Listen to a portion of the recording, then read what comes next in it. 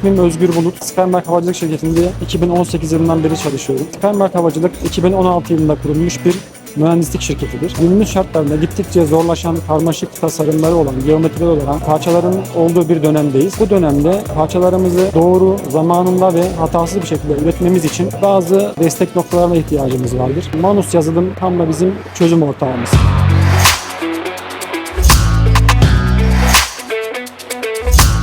İlk önce Manus Post yazılımıyla başladık. Devamında Manus Simcon'u takip etti. Şimdi de Manus Optimization modülünü merakla bekliyoruz. Yakın zamanda tezgahlarımızda da çalışarak da göreceğiz.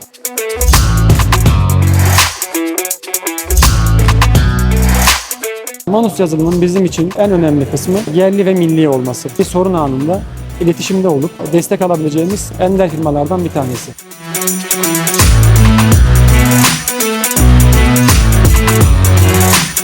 Manus yazılımın kendi bünyesinde oluşturmuş olduğu Manus Support sistemiyle online olarak da hızlı bir şekilde hata çözümünü bulup bize iletebiliyorlar. Bu nedenle gayet memnunuz.